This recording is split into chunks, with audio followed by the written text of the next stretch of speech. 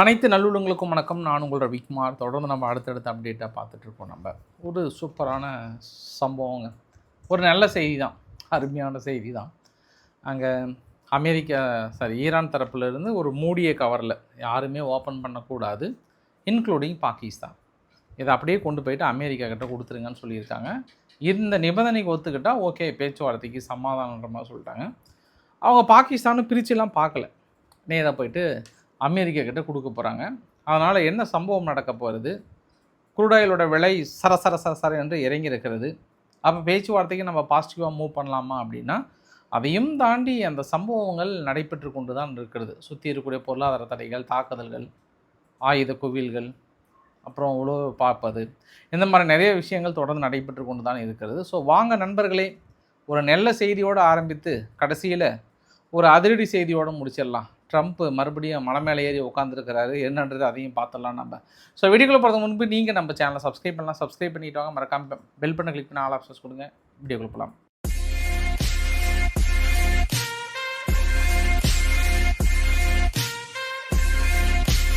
இன்று மே 1 உழைப்பாளர்கள் தினம். அனைவருக்கும் உழைப்பாளர் தின நல்வாழ்த்துக்கள். இந்த தினத்தை எந்தெந்த நாடுகள் கொண்டாடுறாங்க அப்படின்னா, நீங்கள் இந்த வரைபடத்தில் பார்க்குறீங்க இல்லையா, இந்த சிவப்பு கலரில் இருக்கிற நாடுகள்லாம் வந்து ஆல்மோஸ்ட் கொண்டாடுறாங்க. யூஎஸ், கனடா, ஆஸ்திரேலியா, இந்த பக்கம் சவுதி அரேபியா, யூகே, ஆப்கானிஸ்தான், இவங்க மட்டும்தான் பெரும்பாலும் கொண்டாடுறதில்ல. மீதி மேக்சிமமான நாடுகள் வந்து இந்த மே 1 உழைப்பாளர் தினமாக பெரிய அளவுக்கு இன்றைக்கி எல்லா நாட்டிலுமே அதுக்கான செலிப்ரேஷனை வந்து பார்க்க முடிஞ்சது, உழைப்பாளர்கள் தினத்தை வந்து.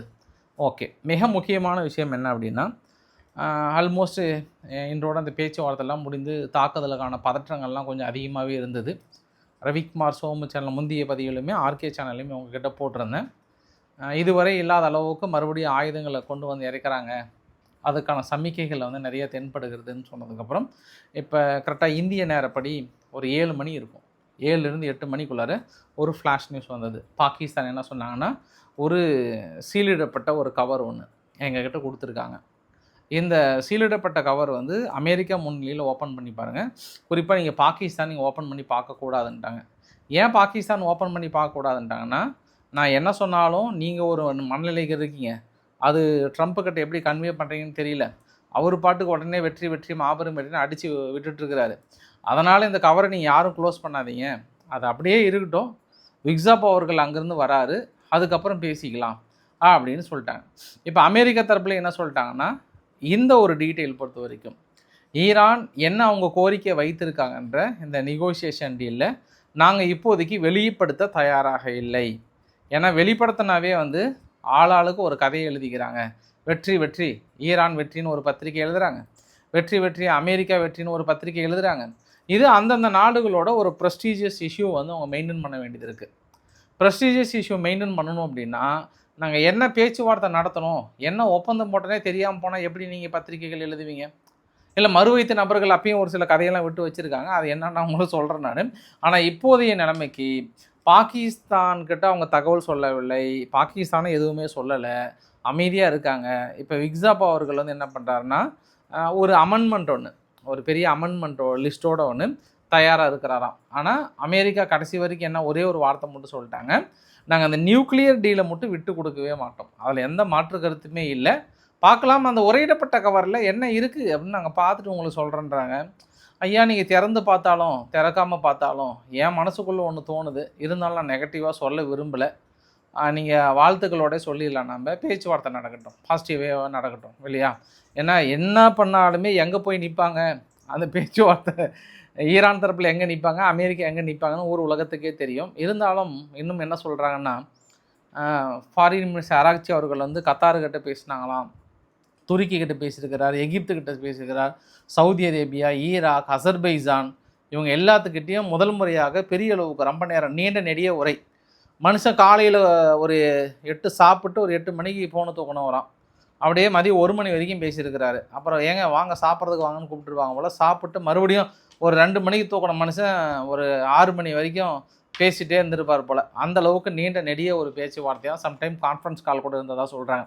அதனால் இந்த முதலீட்டாளர்கள் என்ன பரிபூர்ணமாக நம்புகிறாங்கன்னா, வெற்றி நம்மளுக்கு மாபெரும் வெற்றி. அதனால் இந்த குரூட் ஆயிலில் வந்து 120 பக்கம்லாம் போச்சு.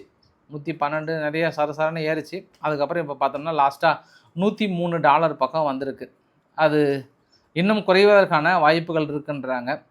அதுவும் இல்லாமல் இந்த பேச்சுவார்த்தை ரொம்ப சுமூகமாக முடிஞ்சதுன்னா வரலாற்றிலே இல்லாத அளவுக்கு வந்து குறைந்து விடும். ஏன்னா யுஏஇ வந்து OPEC+ நாடுகள்லேருந்து வெளியேறிட்டாங்க. இருந்தாலுமே தெஹ்ரான் பத்திரிகைகளும் சரி, தெஹ்ரானில் வந்து இந்த ஸ்ட்ரெய்ட் ஆஃப் ஹார்முஸை வந்து ட்ரம்ப்போட வாயை வந்து தைக்கிற மாதிரி அந்த ஸ்ட்ரெய்ட் ஆஃப் ஹார்முஸை வந்து அந்த மாதிரி ஸ்டில்லை போட்டிருந்தாங்க. அட் த பிரேக் பாயிண்ட் அப்படின்னு போட்டு வாயை கொஞ்சம் தைச்சிட்டு இருந்தனாவே போதும், இல்லைனா நாங்கள் தைச்சிடுவோம் அப்படின்ற மாதிரி வந்து வெளியிட்டு இருந்தாங்க. சரி, அது வழக்கமாக ஈரான் வெளியிடுறதான். ஈரானுடைய டெப்டி பார்லிமெண்ட் ஸ்பீக்கர் என்ன சொல்கிறாங்கன்னா, நாங்கள் எப்போவுமே நியூட்ரல் ரைட்ஸை வந்து ஃபாலோ பண்ணுவோம். ஸ்ட்ரெய்ட் ஆஃப் ஹார்முஸை பொறுத்த வரைக்கும் எங்களுடைய நியூட்ரல் ரைட்ஸ் கண்டிப்பாக இருக்குன்றாங்க. இருந்தாலும் ஈரான் ஒத்து வந்ததுக்கான காரணங்கள் 2 ஆங்கிளில் சொல்கிறாங்க. இப்போதைய நிலைமைக்கு அங்கே வந்து இன்ஃப்ளேஷன் வந்து அதிகமாகிடுச்சு. முழுமையாக அங்கே அமெரிக்கா தடைப்படுறாங்க, எதுவுமே வர முடியாத சூழ்நிலை, அவங்களும் ஏற்றுமதி பண்ண முடியாத சூழ்நிலைனால இன்ஃப்ளேஷன் அதிகமாகிடுச்சு. இப்போயே ஒரு கூப்பன் ஒருத்தருக்கு வந்து $7 கொடுக்குறாங்க. அதே போல் மற்ற இன்னொருத்தருக்கு பார்த்தோன்னா ஒரு $5 பக்கம் கொடுக்குறாங்க. அப்போ ஒட்டுமொத்தமாக அவங்க ஒரு மாதத்துக்கு $130. இது எல்லாமே அவங்களுடைய எக்கானமி சூழ்நிலையை வந்து தொடர்ந்து ஒரு கடினமான சூழ்நிலைக்கு தள்ளப்படுகிறது. அதனால் ஈரான் வந்து கண்டிப்பாக அந்த ஆப்ஷனுக்கு வந்து வருவதற்கு நிறைய வாய்ப்புகள் இருக்குது. மறுபடியும் தாக்கல் நடத்த போனோம் அப்படின்னா அது பொருளாதார ரீதியாக பாதிக்குன்ற எண்ணம் ஈரானுக்குள் உருவாகி இருக்கிறது அப்படின்ற மாதிரி சொன்னாங்க. இன்னும் CNN போன்ற பத்திரிகைகள்லாம் வந்து அதாவது இந்த ஸ்ட்ரெய்ட் ஆஃப் ஹார்முஸை வந்து எக்ஸ்டெண்ட் பண்ணால் வந்து ஒரு லாங் டேர்ம் சொல்யூஷனாக கொண்டு வரணுன்ற மாதிரி நினைக்கிறாங்க. அது எல்லாமே இந்த அக்ரிமெண்ட்டில் இருக்குன்னாங்க. இன்னும் 2-3 வார்த்தை சொன்னாங்க CNN. நம்மளுக்கு அதெல்லாம் வேண்டாம், பார்க்கலாம், நம்ம உங்களுக்கு நாளைக்கு உங்களுக்கு டீட்டெயிலாக சொல்லிடுறேன். எங்கே போயிருப்போது முன்கூட்டியே அறிவிப்பேனா, ஒரு நாள் வெயிட் பண்ணலாம். ஏன்னா ட்ரம்ப்புடைய வளர்வாய்க்கெல்லாம் நம்மளுக்கு ஒரு நாள் கூட தேவையில்லை, ஒரு 3 மணி நேரம் கிடைச்சாவே போதும். எக்ஸல் அதை தட்டி வீசுவார். என்ன தட்டி வீசினான்னு உங்களுக்கு கிளைமேக்ஸில் சொல்கிறேன் நான். இருந்தாலுமே அமெரிக்காவோட ட்ரெஸரி என்ன சொல்கிறாங்கன்னா, மேற்கொண்டு ஒரு 30 இண்டிவிஜுவல்ஸ் மீன்ஸ் வந்து பொருளாதார தடை இன்றைக்கி புதுசாக அனௌன்ஸ் பண்ணியிருக்காங்க. யாருக்கு? ஈரானில் இருக்கக்கூடிய ஒரு சில நபர்களுக்கு 30 இண்டிவிஜுவல்ஸுக்கு மேலே பொருளாதார தடையை விதிச்சிருக்காங்க. அமெரிக்காவுடைய dark eagle hypersonic missiles middle ஈஸ்டில் வந்து இறங்கிடுச்சு. அது நேற்று தான் வரத மாதிரி சொன்னாங்க, இன்னைக்கு கன்ஃபார்ம் பண்ணிட்டாங்க. சப்போஸ் அடுத்த இது ஸ்டார்ட் பண்ணாங்க அப்படின்னாங்கன்னா அது கண்டிப்பாக ஹைப்பர்சோனிக் மிசைல்ஸ் வந்து பெரிய அளவுக்கு யூஸ் பண்ணுவாங்கன்ற மாதிரியும், வடகொரியான்ற மாதிரி தென்கொரியாவிலிருந்து பெரிய அளவுக்கான ஆயுதங்கள் இன்றைக்கி ஷிஃப்ட் பண்ணாங்க. இஸ்ரேலுக்கு ஷிஃப்ட் பண்ணியிருக்கிறாங்க, மற்ற பகுதிக்கு ஷிஃப்ட் பண்ணியிருக்காங்க. கண்கூடாகவே தெரிஞ்சிருக்கு. ஏன்னா இன்னும் நிறைய எங்கள் பேட்ரியாட்டிக் ஏர் டிஃபென்ஸ்லாம் கொஞ்சம் பாதிக்கப்பட்டிருக்கு இல்லையா. ஏற்கனவே தென்கொரியாவிலேருந்து 2 தூக்கிட்டு வந்தாங்கல்ல, அதனால் மறுபடியும் இப்போ அடிஷ்னலாக கொண்டு வராங்க. ஸோ சுற்றி எல்லா பேச்சுவார்த்தையும் அப்படி இப்படின்னு கொஞ்சம் பாசிட்டிவாக போகும்போது லெபனானுடைய பார்லிமெண்ட் ஸ்பீக்கர் வந்து எங்கப்பா எங்கள் பேச்சுவார்த்தை எங்கள் சீஸ்ஃபயர் எங்கே அப்படின்னு கேட்குறாரு. நான் ஏன் இந்த அளவுக்கு சொல்கிறேன் அப்படின்னா, நீங்கள் பாருங்கள், அல்ஜசீரா உங்களுக்கு வேறு ஸ்டில் கிடைக்கலையா, இந்த ஸ்டில்லை போட்டு மனுஷன் பார்க்க வேகுன்னு இன்றைக்கோ நாளைக்கோ இருக்கிற ஸ்டில்லை மாதிரி எடுத்து போட்டிருக்கீங்களே, நியாயமானு கேட்குறேன் நான். அவர் ஸ்டில்லும் நான் முன்ன கொடுத்த ஸ்டில்லும் கரெக்டாக எங்கப்பா எங்கள் பேச்சுவார்த்தை முடிச்சிங்களா இல்லையான்ற ரேஞ்சில் தான் இப்போ லெபனான் தரப்பில் வந்து கேட்குறாங்க. நீங்கள் லெபனான் என்ன கேட்டு என்ன பிரயோஜனம் சொல்லுங்கள், அந்த நாடு உங்கள் கட்டுப்பாட்டில் இருக்கா, அது ஹெஸ்போலானுடைய கட்டுப்பாட்டில் இருக்குது. அதனால் நீங்கள் சீஸ்பயர் எங்கேன்னு கேட்குறது ஒன்று தான், அமைதியாக இருக்கிறது ஒன்று தான், வேறு வழி தெரில ஆத்தான்ற மாதிரி தான். ஏன்னா நீங்கள் வீடியோ பதிவுலாம் பாருங்களேன், இன்றைக்கி மறுபடியும் இஸ்ரேல் பெரிய அளவுக்கு உள்ளே நுழைஞ்சிருக்காங்க. உங்கள்கிட்ட இன்றைக்கி காலையில் பதிவில் பார்த்தவங்களுக்கு தெரியும் எவ்வளோ தாக்குதல் லெபனான் மீது நடத்தியிருந்தாங்கன்னு தெரியும். இன்றைக்கும் அதே அளவுக்கு தான், கொஞ்சம் கூட கேப்பெல்லாம் கிடையாது, அதே அளவுக்கு தாக்குதல். இன்றைக்கி அவங்களும் கிளைம் பண்ணியிருந்தாங்க, இது மாதிரி இஸ்ரேலுடைய மெர்காவா டேங்கை வந்து நாங்கள் தாக்கல் நடத்தி முன்னேற விடாமல் அடிச்சுன்றமாக சொன்னாங்க. தொடர்ந்து ராக்கெட் ஏவுகணைகள் வந்து இந்த பக்கம் அனுப்பியிருந்தாங்க. லெபனானில் இது வரைக்கும் 2618 பேர் பக்கம் இறந்து போயிருக்காங்க. எவ்வளோ? 2618 பேர் பக்கம் இறந்து போயிருக்காங்கன்றது ஒரு கூடுதலான ஒரு தகவல். அப்போ இந்த பேச்சுவார்த்தையில் லெபனான் இன்க்ளூட் வருதா இல்லையான்றதை நம்ம பார்த்து விடலாம். அதை தாண்டி நெதன்யாகு அவர்கள் ஒரு வீடியோ பதிவு ஒன்று வெளியிட்டிருந்தாங்க. அதாவது எதற்காகனா, இது அவருக்கு அந்த கேன்சர் ட்ரீட்மெண்ட்லாம் முடிஞ்சதுக்கப்புறம் சரியாயிட்டார் இல்லையா, அதுக்கப்புறம் எங்கே பாருங்கள் நல்லா ஃபிட்டாக தான் இருக்கேன், ஒன்றும் பிரச்சனை இல்லை, நான் வந்து எக்ஸசைஸ்லாம் பண்ணுறேன்றாரு. இந்த மாதிரி எக்ஸசைஸ் வீடியோலாம் நாங்கள் பார்த்துருக்குறோம் பாஸ், இதெல்லாம் நாங்கள் பார்த்து அனுபவப்பட்டிருக்கிறோம் அப்படின்றது ஒரு கூடுதல் தகவல். இது புரிஞ்சவங்களுக்கு பிஸ்தா. சரி, அடுத்து அடுத்து நான் இன்னொரு பதிவுக்கு போகிறேன். மறுபடியும் இன்றைக்கி ஒரு கப்பல் மீது தாக்கல் நடத்தியிருக்காங்க. கல்ஃப் ஆஃப் ஏடன் பகுதியில், குறிப்பாக அந்த ஏமன் பக்கத்தில் ஒரு தாக்குதல். இந்த சோமாலியா கடற்கொள்ளைகள் தான் இருக்குமான்ற மாதிரி சொல்கிறாங்க. ஒரு 400 நாட்டிகள் மைல் தள்ளி. அதனால் யூகே எம்டிஓ என்ன பண்ணியிருக்காங்க, ஒரு வார்னிங் ஒன்று கொடுத்துருக்காங்க. கொஞ்சம் சோதானமாக இருங்க பாஸ் அப்படின்ற மாதிரி சொன்னாங்க. இன்றைக்கி கூட இன்னொரு கப்பல் கூட பார்த்தேன். இப்போ நம்ம கப்பல் ஏறி வந்துட்டு இன்றைக்கி அமெரிக்கா நம்ம கப்பலை பிடிச்சி வச்சுட்டு இருந்தாங்க. அதில் இருக்கிற மாலுமி வந்து பேசியிருந்தார். இந்த மாதிரி ஈரான் கிட்டலாம் நம்ம கட்டி வந்தாலுமே இங்கே அமெரிக்கா இன்னும் விடாமல் இருக்காங்க. ஆனால் பொருளாதார தடையே இல்லைன்றாங்க. மேபி இதுக்கப்புறம் விடுறாங்களா என்னன்னு தெரியல. அது ஒரு பெரிய ஒரு இஷ்யூவாகவே பார்த்துட்ருக்கோம். நம்ம தொடர்ந்து 90% ஏற்றுமதியை டோட்டலாக நின்று போச்சு. ஸ்டேட் ஆஃப் ஹார்மஸில் 90%க்கான ஏற்றுமதி டோட்டலாகவே நின்று போச்சுன்றதும் ஒரு கூடுதல் தகவலாக பார்க்க முடிகிறது. மிரட்டல் அப்படின்னா, இந்த பேச்சுவார்த்தைலாம் ஒரு பக்கம் சப்போஸ் ஃபெயிலியர் ஆகிடுச்சுன்னா, ஈரானுடைய எம்பி என்ன சொல்கிறாருன்னா, மறுபடியும் எங்கள் பங்காளிகளோட நிலைகளை பயன்படுத்தி எங்கள் முக்கிய தலைவரில் அசாசினேஷன் பண்ணாங்கன்னா, இனி நாங்களும் அரபு நாடுகளுடைய தலைவர்களை முடிச்சுட்டு போயிட்டே இருந்துருவோம். இதுக்கப்புறம்லாம் நாங்கள் வந்து டூ ஆர் டை தான் அப்படின்றாங்க. இப்போ அரபு நாடுகள் நடிப்பாங்க, எப்பா நான் பாட்டுக்கு இப்படி வேடிக்கை பார்த்துருந்தா நீ எங்கெங்கேயோ அடித்து கடைசியில் இப்போ இந்த லேஞ்சுக்கு வந்துட்டாங்க. நீங்கள் எங்கள் தலைவரில் அசாசினேஷன் பண்ணிங்கன்னா நாங்களும் உங்கள் தலைவரில் அசாசினேஷன் பண்ண தயாராக இருக்குன்ற மாதிரி வந்து சொல்லியிருக்காங்க. பார்க்கலாம். அது இல்லாமல் சிரியாவில் டமாஸ்கஸ்ன்ற பகுதியில் அங்கே ஒரு மத போதகர் ஒருத்தர், இமாம் ஒருத்தர் வந்து இன்றைக்கி கார் குண்டு வெடிப்பில் வந்து கொல்லப்பட்டிருக்கிறார் அப்படின்ற ஒரு கூடுதல் தகவல். யுஏஇ ஓபக் நாடுகள்லேருந்து வெளியே வராங்க, ஓஐசியிலேருந்து வெளியே வராங்க, ஐஓசிலேருந்து வெளியே வந்தாங்க. இன்றைக்கி என்னென்னா தென்கொரியாவை கூப்பிட்டு அடுத்தடுத்த அக்ரிமெண்ட்டை வந்து போட்டிருக்காங்க.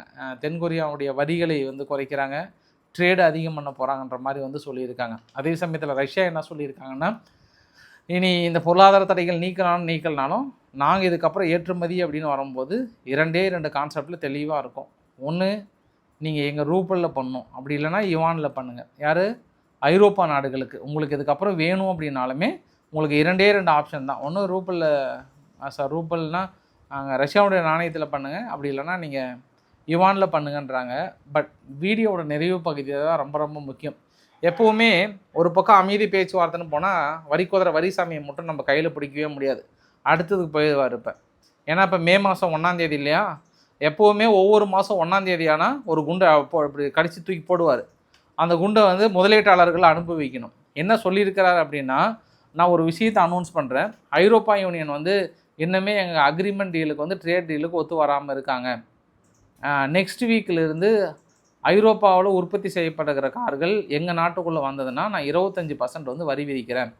அந்த அக்ரிமெண்ட் அவங்க அண்டர்ஸ்டாண்ட் பண்ணுவாங்கன்னு நினைக்கிறேன் நான். அதே சமயத்தில் எங்கள் நாட்டுக்குள்ளே வந்து அவங்களுடைய பிளான்ட் ஓப்பன் பண்ணியிருந்தாங்கன்னா அதுக்கு டேரிஃப் வந்து நோ டேரிஃப், ஃப்ரீயாகவே கொடுக்குறேன். நாங்கள் இன்னும் நிறைய இதுக்கப்புறம் பிளான் பண்ண போகிறோம், $100 பில்லியன் மேலே நாங்கள் இன்வெஸ்ட் பண்ணியிருக்கிறோம். ஸோ நீங்கள் ஏதாவது எசுக்கு புசுக்காக பண்ணிங்கன்னா நான் வரியை போட்டு போயிடுவேன், நாங்களே ப்ரொடக்ஷன் பண்ண ஸ்டார்ட் பண்ணிவிடுவோம். மேற்கு அமெரிக்கா கிரேட் எகைன்னு சொல்லியிருக்கிறாரு. ரைட்டு, ஒரு பக்கம் யுத்தம் முடிகிற மாதிரி ஒரு பக்கம் சூழ்நிலை வந்தாலுமே அது முடிகிறதுக்கான வாய்ப்புகள் எனக்கு தெரியல, பார்க்கலாம் நம்ம. இன்னொரு பக்கம் கிளம்பிட்டார், அடுத்து வரி போகிறதுக்கு கிளம்பிட்டார். முதலீட்டாளர்கள் கண்ணில் ரத்தம் தான் வளைய போகுது, தாங்குமான்னு தெரியல. இன்றைக்கி இந்திய ரூபாய் மதிப்பில் வரலாறு காணாத வீழ்ச்சி, 96 பக்கம் போயிடுச்சு. மிகப்பெரிய அளவுக்கான வீழ்ச்சி. உலக நாணயம், எல்லா நாட்டு நாணயங்களும் மிகப்பெரிய அளவுக்கான வீழ்ச்சி. எல்லா நாடுகளும் சிரமப்பட்டிருக்கிறது, விலையேற்றங்களே தாங்க முடியவில்லை. பெட்ரோல், டீசல், கேஸினுடைய விலையேற்றம் வந்து மிகப்பெரிய அளவுக்கு இருக்கிறது. எல்லாம் எப்படி சமாளிக்க போகிறாங்கன்னு தெரியல. இந்த நேரத்தில் ஓடி வந்து நான் ஐரோப்பா நாடுகளுக்கு 25% வரி விதிக்கிறேன் அப்படின்னா உங்களுக்கு கோவம் வருமா? வராத.